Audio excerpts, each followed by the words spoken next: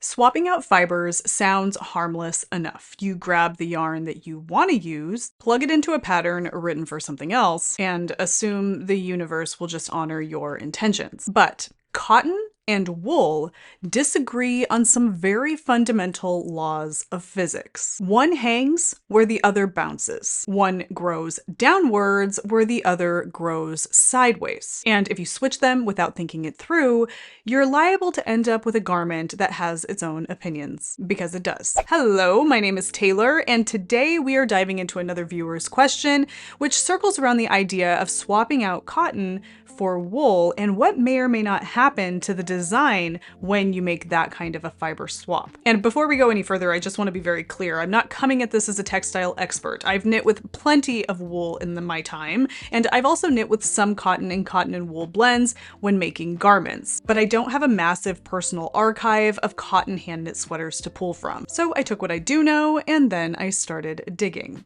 and looking and zooming in, and a not insignificant amount of Googling how cotton stretches and responds to gravity versus how wool does that very same thing. Okay, so this whole thing started because a viewer wrote in with a question, and this viewer will remain anonymous here. They said that they'd found two patterns written for cotton, and they didn't specify which patterns exactly, but they said that one was a shirt and one was a cardigan. But they don't enjoy wearing cotton. They don't want these patterns, if they choose either of them, to be knit in cotton. They would prefer to knit these in 100% non-superwash wool. And their question was, what should I consider if I make the swap? It's a solid question, and it opens the door to a much bigger conversation about fiber behavior. And I have a couple of videos in this realm that I would love for you to check out if this is something that you'd like to dig in more. I will link to those down below in the description box. Now, I understand that some folks really don't like to work with cotton. Maybe they don't like to wear cotton. I have come to really love wearing cotton knitwear.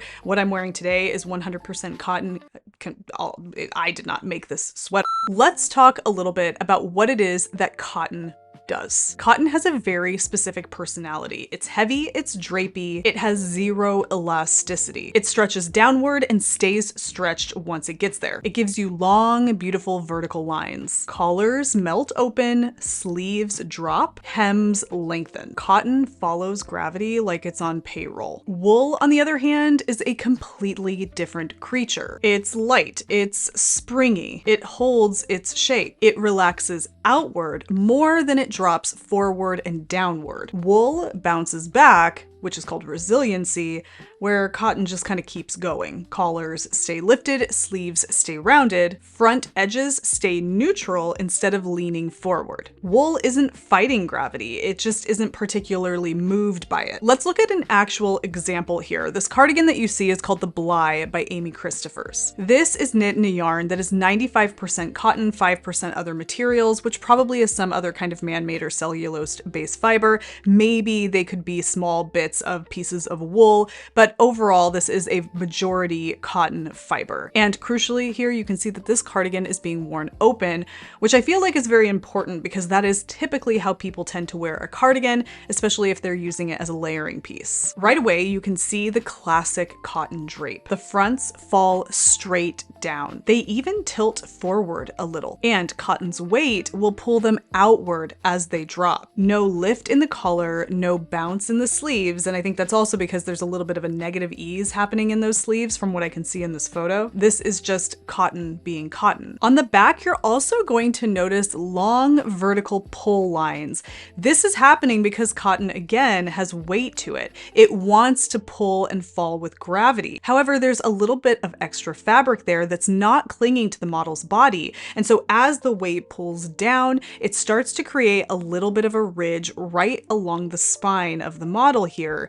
And that's kind of a gravity line where you notice that the weight of the cardigan is pulling downwards, creating that little bunched up ridge along the middle of that back panel. You'll also notice that the hem sits a little bit lower in the back, and it really follows nicely the shape of this model's derriere, if you will, and that's because the weight is pulling everything down and around. It doesn't sit straight out away from the body, it doesn't fall over the backside and just fall flat. It kind of just starts to follow the shape because it's really working with gravity and it clings to the body a little bit here. It wants to continue moving down as much as possible. And all of that vertical movement downward because of gravity is going to pull on the sweater in other areas. In the front, you can even see that there's a little bit of a bunching of fabric happening around the underarm here, a little bit of ridging going. And that's because the fabric wants to pull down with gravity, but it's anchored to the underarm seam or whatever underarm where the stitches are picked up to create the arm of the sweater. It's anchored there. And so it's fighting against that, wanting to pull down with gravity, and it's creating a little bit of a bunching happening here. Now, these are all natural characteristics of cotton. This does not make this a bad design. This just makes this a cotton cardigan. And so what you see here, which is really quite a very lovely cardigan, and I think it looks fantastic on this model, these are characteristics of cotton. And when Amy Christophers designed this cardigan, I have to imagine she knew full well what was going to happen with the fabric and designed it accordingly, because honestly, if you look at it here on this model, it really is quite charming. However, the viewer who sent in the question doesn't want a cardigan knit in cotton. They want a cardigan knit in 100% non-superwash wool. And so understanding what cotton is doing in comparison to what that sweater or cardigan would look like in wool is really important. So if we walk away from this, one thing that we have to remember is that cotton doesn't hold its length, it grows, and it grows vertically. That's the story here, and we'll keep that in the back of our mind as we move forward. Now, let's take this exact cardigan. If a person wanted to take this Bly cardigan and knit this in 100% non-superwash wool, side note, I think it would be absolutely gorgeous, but let's go ahead and get right into the technical deep dive here. Looking at the front photo here, if this were knit in 100% non-superwash wool, what we would notice about these front panels is that we wouldn't have as much forward and downward momentum. They would stay neutral and lifted towards the body. You might even notice a slight pushing out and back as the sweater retains that little bit of boxy lift. The hemline wouldn't be dragged down. Now with this cardigan, because I believe it was really well designed, I'm a huge fan of Amy Christophers, that front hemline is staying pretty neutral for something that is quite heavy, but you can see a very subtle downward slope as it moves to that front corner of the button band and the bottom hem. The collar here lays really lovely and flat against the model's skin.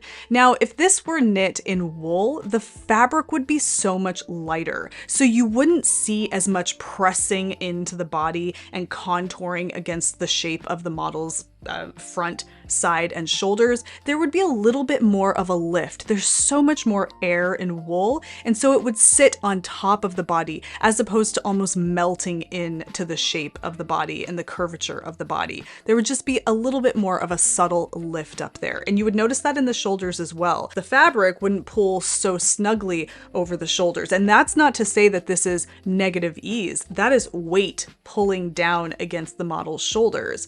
If this were knit in wool, which is so much lighter, we would have a little bit more lift, a little bit more room between the sweater itself and the model's shoulders. Overall, the garment, instead of growing downward, would expand outward ever so slightly. At least that's the direction that it would grow with wear. There's just not enough weight to continue to pull it downward, so we would notice an expansion as the model wears this, and it would also be rather subtle because the wool has so much more resilience. But overall, the directional pull, I don't even want to use the word pull, but the momentum of the fabric would be more outwards as opposed to downward. There are a few quiet ways to nudge non-superwash wool into that lovely, softer, more vertical territory. First thing you can do is you can add a strand of silk. Something, maybe a really nice lace weight silk yarn or something fingering weight, but adding a strand of silk adds just the weight that you need to give the fabric that really lovely drape. It adds flow, it adds sheen, and just a really nice gentle pull downward, while still being resilient thanks to the wool content in the yarn. The next thing you can do, if you're okay with a little halo,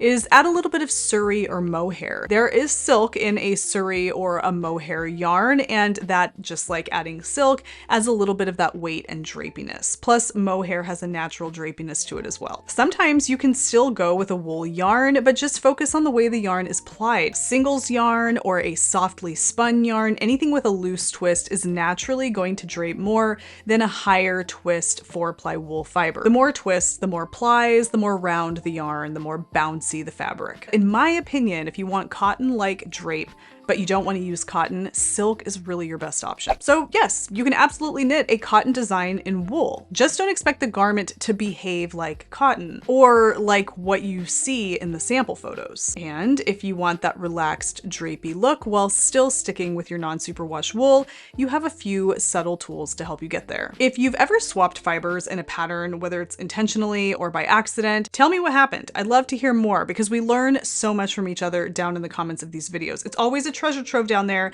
I always mention this. I have something that I bring to the table, but down in the comments, there's so much more valuable information. So definitely head down there and see what people have to say about this very topic. Thank you to the viewer who submitted this question. This was a fun rabbit hole to dive down. I had a lot of fun looking at different photos of patterns and getting in there with my iPad and drawing on the pictures and all of this. This was really cool. And I love that folks are willing to step outside of the box and try to swap out fibers because it's a great way to make these pieces our own and make them something that we really are going to cherish and wear for years and years to come. I hope you guys have a great rest of your week. I will see you next week with fresh new episodes. Until then, happy knitting, happy making, happy whatever it is that you're doing. Take care, be well, and I will see you soon.